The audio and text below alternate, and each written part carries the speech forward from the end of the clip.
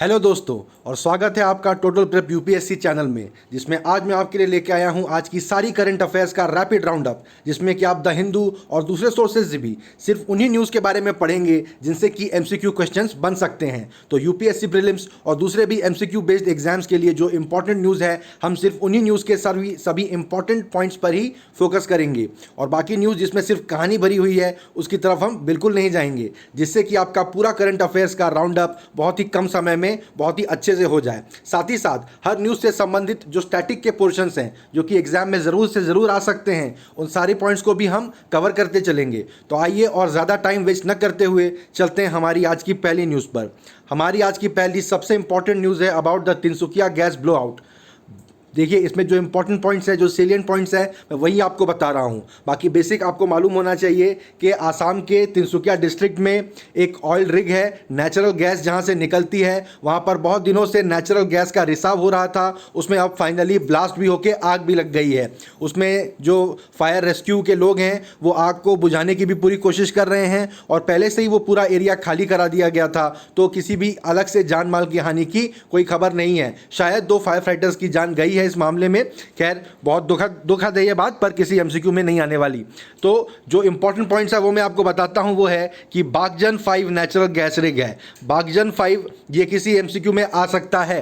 UPSC pre में आने की संभावना बहुत कम है। हाँ, पर स्टेट पीएससी और दूसरे एग्जाम्स में ज़रूर इस तरह के गूगली क्वेश्चंस कर दिए जाते हैं। तो बागजन 5 नेचुरल गैस रिग है जहाँ पर कि ये गैस ब्लोआउट का सिचुएशन हुआ है। गैस यहाँ पर डबल द नॉर्मल रेट पे निकलती है, यानी कि यहाँ इतनी नेचुरल गैस का भंडार है, गैस इतनी ज़्यादा भरी हुई है कि जनरली ऑयल वेल्स में, नेचुरल गैस रिग्स में जितने प्रेशर से गैस निकलती है, यहाँ उसके दुगने प्रेशर से गैस निकल रही है, और यहाँ पर पिछले कुछ दिनों से गैस कंटिन्यूसली लीक कर रही है। अब देखिए, हमारी स्लाइड की लेफ्ट साइड में जो बॉक्स है उसमें आप आ जाइए। उसमें देखिए मैं बता रहा हूँ कि ब्लो आउट्स होते क्यों हैं। तो प्रेशर बैलेंस जो एक वेल में होता है वो डिस्टर्ब हो जाता है कभी कभी किक्स की वजह से। ये एमसीक्यू में आ सकता है, what are kicks in with respect to natural gas rigs और ऑयल वेल्स। तो वहाँ पर किक्स क्या होता है, प्रेशर चेंज हो जाते हैं थोड़ा सा, तो एक बबल जैसा बन जाता है। तो समझिए कि प्रेशर कुकर से अचानक से सीटी निकल जाए, उस तरह की सिचुएशन को किक कहते हैं। तो अब if these are not controlled in time, the kicks can turn into a sudden blow out. तो इसका लोग व्यवस्था करके रखते हैं ऑयल गैस रिग्स में कि किक्स जो निकलती हैं वहाँ से उनको कैसे कंट्रोल किया जाए, जिसकी वजह से पूरा एक फुल फ्लेजेड ब्लो आउट ना हो जाए, एक समझिए एक्सप्लोजन टाइप का ना हो जाए।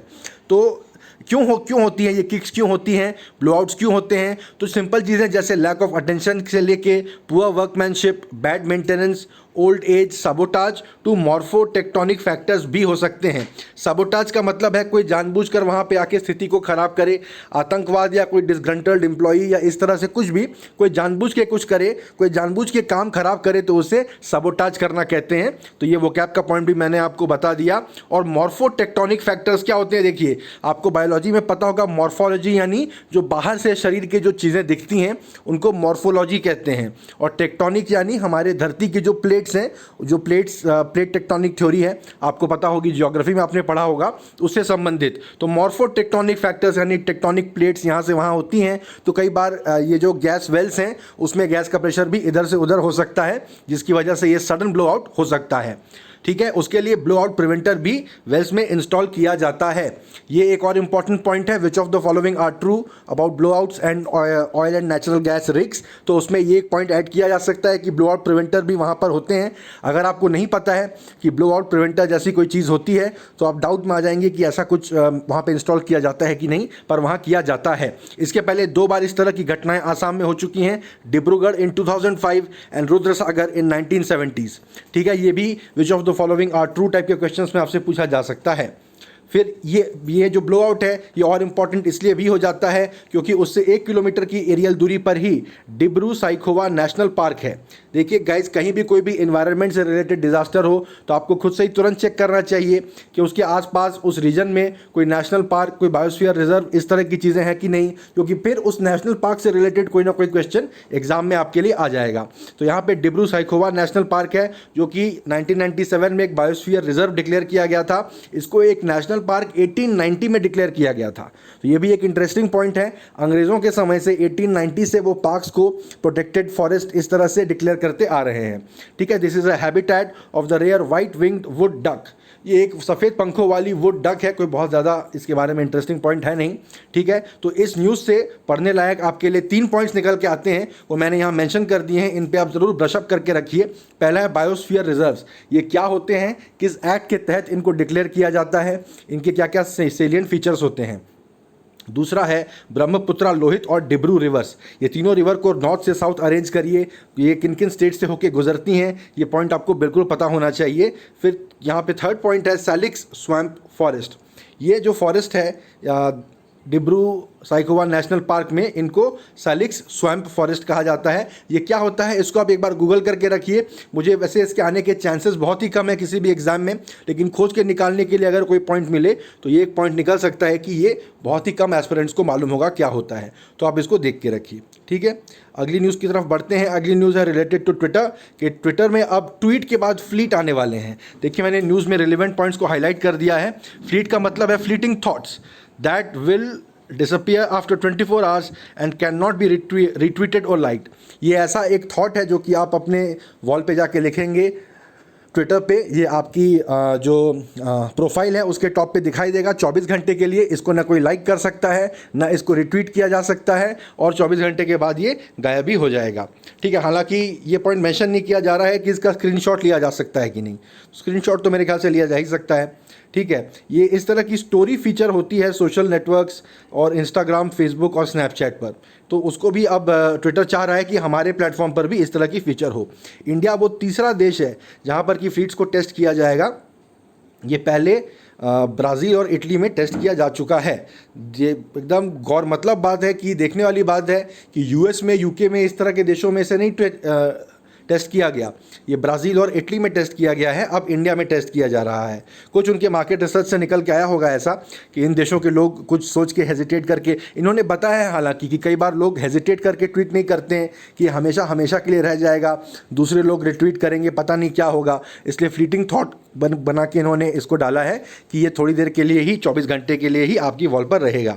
ठीक है, और ट्विटर ने बताया है कि India is one of our largest and fastest growing audience markets globally.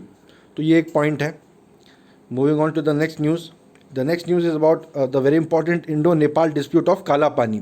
तो सबसे पहले तो इस मैप में आप देख लीजिए, जो भी रेलिवेंट इंपॉर्टेंट पॉइंट्स हैं उनको नॉर्थ से साउथ अरेंज करने का क्वेश्चन बिल्कुल आ सकता है। हो सकता है कि मैक्सिमम लोग सोच रहे हों कि इंडो चाइना बॉर्डर डिस्प्यूट से रिलेटेड पॉइंट्स जो हैं वो नॉर्थ से साउथ अरेंज करने आ जाए, और ये इंडो नेपाल बॉर्डर डिस्प्यूट वाले पॉइंट्स को इग्नोर कर दें। ऐसा बिल्कुल भी मत करिएगा, क्योंकि हो सकता है एग्जामिनर यही सोचे कि ये चाइना वाला सबने पढ़ा होगा, मैं नेपाल वाला क्वेश्चन देता हूँ।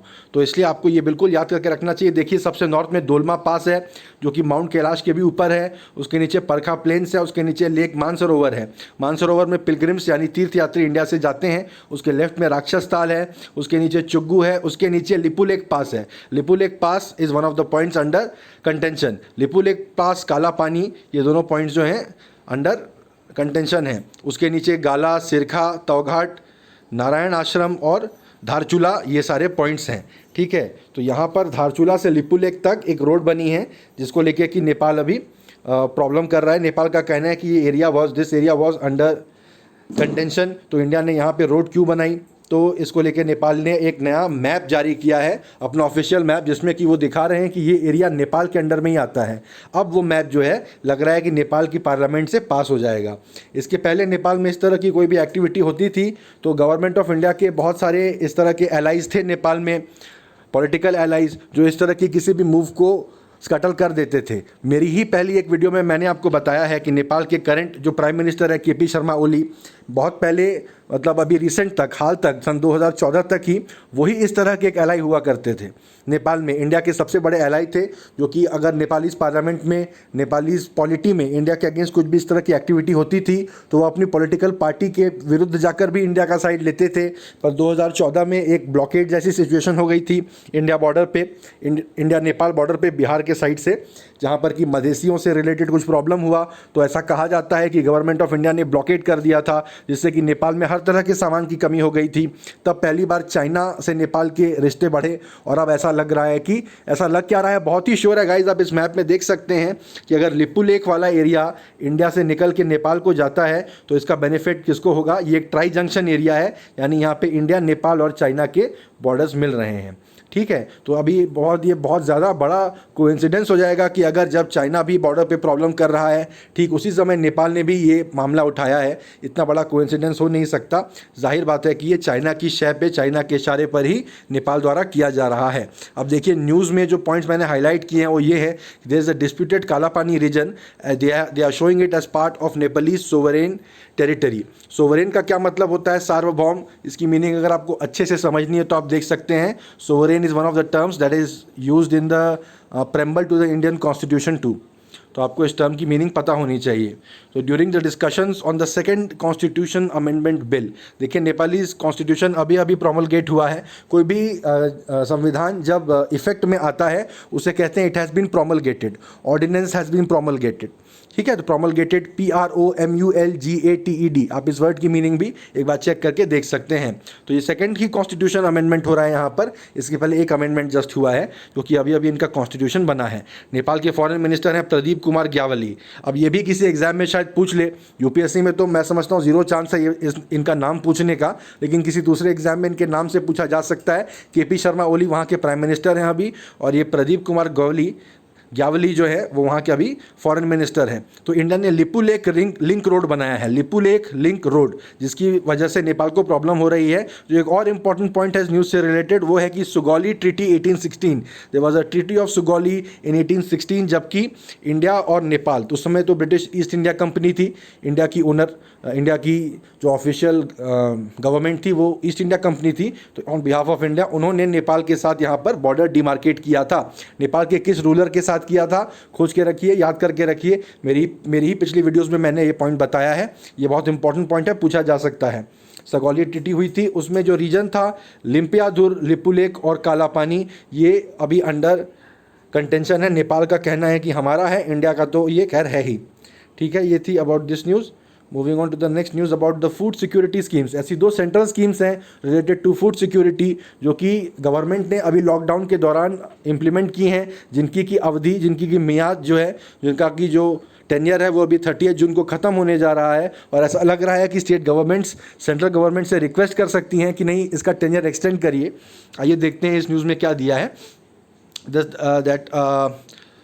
Karnataka Chief Minister B.S. Yediyurappa, in a letter to Union Minister for Food and Public Distribution Ramvilas Paswan on Monday, urged the centre to extend the प्रधानमंत्री गरीब कल्याण अन्न योजना। देखिए, ये इस योजना का नाम है प्रधानमंत्री गरीब कल्याण अन्न योजना, जिसमें कि 80 करोड़ राशन कार्ड होल्डर्स को 5 kg राइस और व्हीट हर महीने और 1 kg of pulses for a house hold दिया जा रहा है हर महीने के लिए। ठीक है, तो देखिए, अगर फैमिली में 5 लोग हैं तो उनको 25 kg राइस और 25 kg व्हीट हर महीने मिलेगा, और हाउस होल्ड के लिए 1 kg पल्स उनको मिलेगा, 1 kg दाल उनको मिलेगी।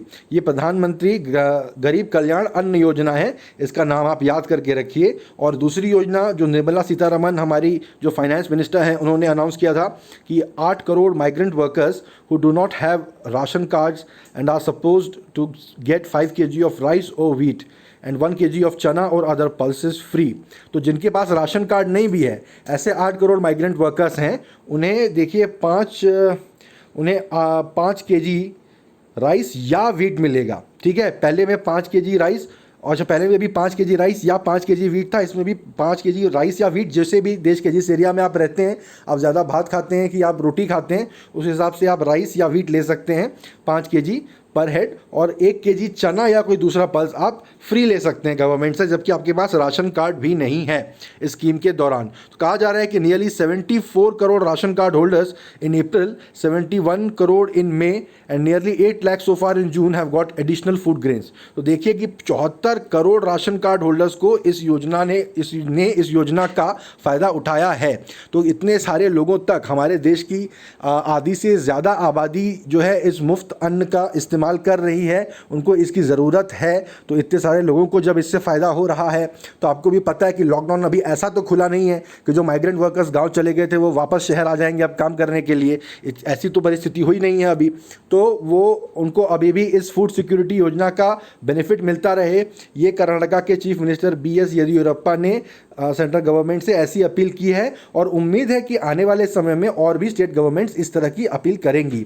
और एक पॉइंट टू बी नोटेड यहाँ पर यह है कि आत्मनिर्भर भारत अभियान जो मोदी सरकार ने चलाया है, उसमें जितना सामान उन्होंने ईयर मार्क किया था, जितना अनाज उन्होंने ईयर मार्क किया था, उसमें का सिर्फ 59% स्टेट्स ने अभी तक लिफ्ट किया है। ये पता होना चाहिए आपको, बहुत सारी स्कीम्स हैं जो सेंट्रल गवर्नमेंट अनाउंस करती है, स्टेट्स के लिए पैसा एलोकेट करती है या अलग अलग मिनिस्ट्रीज़ के लिए पैसा एलोकेट करती है, पर वो स्टेट गवर्नमेंट या वो मिनिस्ट्रीज़ उस पैसे का पूरा इस्तेमाल नहीं कर पाते हैं। ये भी अक्सर होता है। ठीक है, ये मेंस के आंसर में एक फॉर्डर के जैसे पॉइंट के लिए आप लिख के रख सकते हैं। ठीक है, तो यहाँ पर 3 पॉइंट ऐसे बताए गए हैं। इन्होंने पूछा IIT दिल्ली की जो प्रोफेसर ऑफ इकोनॉमिक्स हैं रितिका खेड़ा, उनसे पूछा गया कि इसके फूड सिक्योरिटी का मामला क्या है। तो उन्होंने बोला कि 3 कारण ऐसे हैं कि गवर्नमेंट को ये जो अपनी फूड सिक्योरिटी स्कीम है उसको डिसकंटिन्यू अभी नहीं करना चाहिए। वो 3 कारण क्या है कि सबसे पहला बात ये है कि जो जितने ज़्यादा लोग इससे एडवर्सली अफेक्टेड हुए हैं, तो वो उनको इस समस्या से उबरने में अभी थोड़ा समय लगेगा। उनको उनकी आमदनी चली गई है, बहुत ज़्यादा शॉक में वो हैं इस वक्त, बहुत ख़राब परिस्थितियों में वो अपने घर तक पहुँचे हैं। क्या पता उनके घर में किसी की कोरोना से डेथ हो गई है, वो घबराए हुए हैं, काम पे अभी नहीं जा पाएंगे, अभी उनको ज़रूरत है इस तरह की स्कीम्स की। दूसरा पॉइंट बताया है कि मानसून मंथ्स जो हैं वो जनरली हंगरी सीज़न होता है, क्योंकि पिछले बार का जो पिछली फसल का जो होती है, जो उसका फूड सप्लाई उनका अब तक ख़त्म हो गया रहता है और अगली फसल आई नहीं रहती है। तो यही वो पीरियड है जब उनको बहुत ज़्यादा फूड सिक्योरिटी की आवश्यकता है। तो इसी समय अगर आप उनके सर के ऊपर से ये छाता खींच लेंगे तो ये तो बड़ा अन्याय हो जाएगा उनके साथ। और तीसरी बात ये है कि सरकार के पास इफरात भर के पूरा अनाज का भंडार पड़ा हुआ है। हमारे पास 80 million tons of food grains है at the end of April. ठीक है, हमने जबकि अप्रैल में बांटा है कितना फूड ग्रेन, तब भी 80 मिलियन टन्स है, far in excess of its buffer stock requirement. Government का बाय लॉ एक बफर स्टॉक रिक्वायरमेंट है, जिसके तहत आप एक बार चेक कर लीजिए इसको। As far as I remember 2 साल का बफर स्टॉक गवर्नमेंट मेंटेन करके रखती है कि 2 साल अगर उत्पादन नहीं हुआ तो भी मैक्सिमम अनाज हमारे पास है। तो कहा जा रहा है कि बफर स्टॉक की रिक्वायरमेंट से भी ज़्यादा हमारे पास अनाज है, तो अभी हम क्यों अपना हाथ खींचे किसी को देने से, किसी को हेल्प करने से। तो उनका कहना है कि इसलिए अभी ये फूड सिक्योरिटी स्कीम को कंटिन्यू करना चाहिए। और मुझे ऐसी उम्मीद है कि आने वाले दिनों में आप न्यूज़ में देखेंगे कि बिल्कुल इन स्कीम्स को आगे कंटिन्यू किया जाएगा। अगली न्यूज़ है related to another covid medicine. पिछले कुछ दिनों से आपने न्यूज़ में रोज़ देख रहे होंगे कि कुछ मेडिसिन ऐसे निकल के आ रही हैं जो कोविड-19 में अलग अलग तरह के पेशेंट्स से, इस बीमारी के अलग अलग तरह के स्टेज में वो हेल्प करने के लिए वो मेडिसिन सामने आ रही हैं। पहली मेडिसिन जो कि जिस पे, और इन सारी मेडिसिन पे खैर ट्रायल चल ही रहा है, क्योंकि इतनी जल्दी में कोई भी मेडिसिन अप्रूव नहीं हो जाता है कम्प्लीटली 100% किसी भी बीमारी के लिए। सबसे पहला है हमारा देसी HCQS हाइड्रोक्सी क्लोरोक्विन सल्फाइड, जिसको कि बोला जा रहा है अगर 6 हफ्ते तक आपने डोज ली है तो आपको बहुत कम चांस है कि आपको कोरोना होगा। और अगर आप कोविड-19 से सफ़र करते भी हैं तो आपका वायरल लोड, इसको चेक करिए इस टर्म को, इसका क्या मतलब है। वायरल लोड आपका बहुत कम होगा, जिससे कि आपके बचने की संभावना बहुत ज़्यादा बढ़ जाएगी। पहला मेडिसिन है HCQS। दूसरा मेडिसिन है रेमडेसिविर। रेमडेसिविर अमेरिकन कंपनी की मेडिसिन है। उन्होंने 5 इंडिया पाकिस्तान की कंपनियों को लाइसेंस दिया है इसका प्रोडक्शन करने के लिए। बांग्लादेश की कुछ कंपनियां इसका प्रोडक्शन कर रही हैं बिना लाइसेंस के।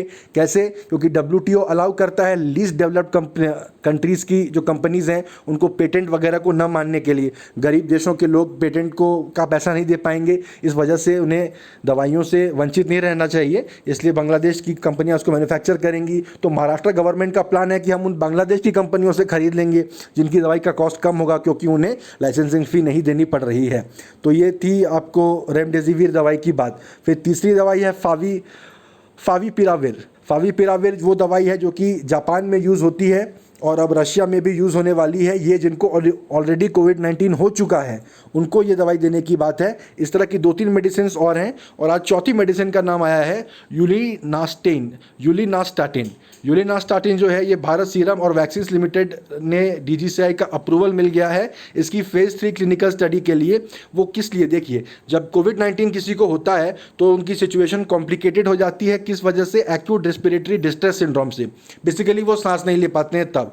अब जो वो सांस नहीं ले पाते हैं उस समय यूलिनास्टाटिन जो है ये दवाई उनको दी जा सकती है जो इस प्रॉब्लम को कंट्रोल कर देती है। ठीक है, तो अगर आप किसी को कोविड-19 हुआ भी है और उसको सांस लेने की जो तकलीफ है उसका इलाज यूलिनास्टाटिन से हो गया तो उसकी जान नहीं जाएगी, वो बच जाएगा। तो ये यूलिनास्टाटिन ये जो मेडिसिन है इसका नाम भी आप नोट करके रखिए। किसी भी MCQ में ज़रूर आ सकता है कि इनमें से कौन सी दवाइयाँ कोविड-19 के इस्तेमाल के लिए, कोविड-19 के इलाज के लिए इस्तेमाल नहीं की जाती हैं। उसमें फाविपिराविर, HCQS, रेमडेसिविर, यूलिनास्टाटिन ये सारी दवाइयाँ होंगी। कोई एक दवाई होगी जो कि इसके इलाज के लिए नहीं होगी।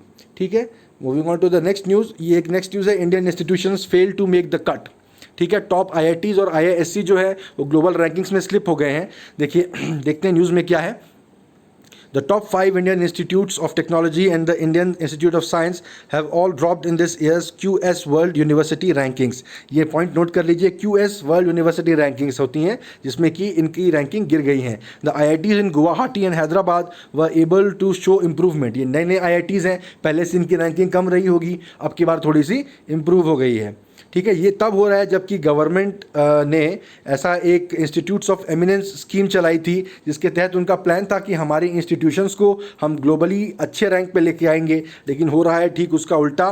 ठीक है, ये बोला जा रहा है कि इसमें क्या क्या पैरामीटर्स होते हैं, उसमें सबसे जिस पैरामीटर में हम सबसे ख़राब परफॉर्म करते हैं that is the parameter of internationalisation.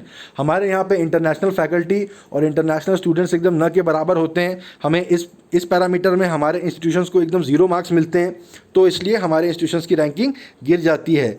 फिर बोला जा रहा है कि we are also score poorly on faculty student ratio. ठीक है, ये कुछ लोगों का कहना है। ये बता रहे हैं कि एक ऑफिशियल ने बताया, सीनियर HRD मिनिस्ट्री के ऑफिशियल ने हिंदू को बताया है कि क्या होता है कि अमेरिका जैसे कंट्रीज़ में उनके जो PhD स्टूडेंट्स हैं जो किसी फैकल्टी के अंडर में PhD कर रहे हैं वो भी थोड़ी बहुत क्लास में हेल्प कर देते हैं, तो उन लोग उसको भी टीचर में काउंट कर लेते हैं। तो उससे उनका टीचर स्टूडेंट रेशियो बहुत अच्छा हो जाता है। 60 बच्चों पे एक टीचर है लेकिन उसके 2 PhD स्कॉलर भी थोड़ा बहुत हेल्प कर रहे हैं क्लास में, तो वो बोल देंगे 60 बच्चों पे 3 टीचर हैं, तो टीचर स्टूडेंट रेशियो 1:60 का ना होकर 1:20 का हो जाएगा। तो बोलेंगे तो बहुत अच्छा फैकल्टी स्टूडेंट रेशियो है। हमारे यहाँ हम ऐसा नहीं करते। ठीक है, अब देखिए या तो ये सच में ऐसा हो भी सकता है या ये भी सुन के लग रहा है कि ये मिनिस्ट्री ऑफ HRD एक तरह से बहाना दे रही है। होता है एग्ज़ाम में नंबर कम आते हैं, लोग इस तरह के बहाने देते हैं, उसी तरह का ये एक बहाना है, ऐसा लग रहा है। ठीक है, उसमें एक और बात बताई गई। एक जो फैकल्टी हैं IIT दिल्ली के डायरेक्टर जो हैं V रामगोपाल राव, उन्होंने एक बहुत इंटरेस्टिंग बात कही। उन्होंने कहा कि अगर एक कॉस्ट ऑफ एजुकेशन का भी पैरामीटर डाल दिया जाए कि कितने खर्चे में पढ़ाई हो रही है, तब तो हम लोग हमारे सारे इंस्टीट्यूशन टॉप 50 में आ जाएंगे। ठीक है, ये भी एक पॉइंट सही है कि हम बहुत कम खर्चे में, हम एक उतने डेवलप्ड कंट्री नहीं है, एक लोअर मिडिल इनकम हमारा देश है, तो हम अपने छात्रों को हाई टेक एजुकेशन बहुत कम कॉस्ट पे दे रहे हैं, तो ये भी तो फैक्टर किया जाना चाहिए। बहुत अच्छी बात उन्होंने बताई। दुनिया भर की यूनिवर्सिटीज़ बहुत ज़्यादा पैसा चार्ज करती हैं, तो बहुत वर्ल्ड क्लास उनके यहाँ पे सब रहती परिस्थितियाँ, हमारे यहाँ नहीं है उतना पैसा, तो हम ऐसे देते हैं एजुकेशन। ठीक है, ये भी एक बात अच्छी है। फिर top 7 IITs had jointly decided to boycott the Times Higher Education ranking earlier this year, questioning its methodology and transparency। ये खैर चलिए एग्जाम में नहीं आएगा, और कौन से इंस्टीट्यूशंस की कितनी रैंक आई है ये भी मुझे नहीं लगता किसी एग्जाम में आएगा। आप बस याद रखिए कि हम सबसे खराब परफॉर्मेंस हमारा इंटरनेशनलाइजेशन वाले उसमें रहा है। ठीक है, moving on to the next news. Next news हमारी है गाइस स्टेट बिट्स, जो रोज़ छोटी छोटी न्यूज़ मैं आपके लिए लेके आता हूँ, जो कि कई बार ओवरलुक हो जा सकती हैं, लेकिन उनसे MCQs बहुत आसानी से बन सकते हैं। पहला है, Assam government slammed for decision on schools. Assam government ने 17 ऐसे स्कूल को बंद करने का डिसीजन लिया है जहाँ पे कि क्लास 10 एग्जाम्स का 0 पास परसेंटेज है। ठीक है, अब ये डिसीजन सही है गलत है जो भी है, आपसे एग्जाम में पूछा जाएगा कि ये कौन सा स्टेट है जिसने ऐसा डिसीजन लिया है, तो वो आसाम का स्टेट है। ठीक है, फिर NIS proposes to drop tennis from curriculum। NIS जो है नेशनल इंस्टीट्यूट ऑफ स्पोर्ट्स, जो कि it is run by sports authority of India, चलाती है स्पोर्ट्स अथॉरिटी ऑफ इंडिया, और इनका ये बेसिकली इंस्टीट्यूट ऑफ स्पोर्ट्स हैं, तो स्पोर्ट्स में एजुकेशन देते हैं। इसमें टेनिस को उन्होंने ड्रॉप करने का फैसला किया है। अब ये national institute of sports tennis नहीं सिखाएगी वहाँ पे। उनका कहना है कोई आता ही नहीं है टेनिस सीखने उतने लोग, तो हम क्या ये कोर्स चलाएं। लेकिन कईयों का कहना है कि इसमें क्राइटेरिया जो उन्होंने रखे हैं वो इतने स्ट्रिक्ट हैं, कोई मीट ही नहीं कर पाता है, कहाँ से आके सीखेगा। ठीक है, तो ये को पूछा जा सकता है कि एनआईएस ने किस स्पोर्ट्स को ड्रॉप कर दिया है अपने करिकुलम से, तो वो टेनिस को ड्रॉप कर दिया है। फिर हर्षवर्धन जो हमारे हेल्थ मिनिस्टर हैं वो कह रहे हैं कि social vaccine is need of the hour. हमें किसी कोरोना वैक्सीन अभी आने का टाइम अपने पास नहीं है, हमें सोशल वैक्सीन की ज़रूरत है। अब किसी एग्जाम में पूछ दे कि भाई सोशल वैक्सीन क्या होता है, सोशल वैक्सीन कुछ नहीं होता है, समाज में दूरी बना के चलो, ठीक है, फिजिकल डिस्टेंसिंग रखो, हैंड हाइजीन मेंटेन करो और मास्क पहनो। इसी को उन्होंने बोल दिया यही है सोशल वैक्सीन। ठीक है, तो अगर एग्जाम में आ जाए सोशल वैक्सीन क्या है, तो ये कोई वैक्सीन नहीं है, ये जो प्रिवेंटिव मेजर्स हम लेते हैं ये वो उनको ही मिला के उन्होंने सोशल वैक्सीन का टैग दे दिया है। फिर 27 पेस्टिसाइड्स को गवर्नमेंट ने बैन करने का फैसला लिया है, ये बोल के कि ये बहुत हार्मफुल है। लेकिन अभी जो लोकस्ट का अटैक हुआ है तो इन्हीं को यूज़ किया जा रहा है जम के, तो उनका कहना है कि भाई अभी तो आप इसको यूज़ कर रहे हैं और कहाँ आप हमें बैन करने वाले थे। ठीक है, उसमें से जो सबसे इंपॉर्टेंट जो यूज़ किया जा रहा है वो है मैलाथियन। तो ये मैलाथियन नाम आप याद कर लीजिए। अगर मेरी लास्ट वीक की वीडियोस आपने देखी होंगी तो उसमें आपने देखा होगा मैंने इसको डिटेल में कवर किया था।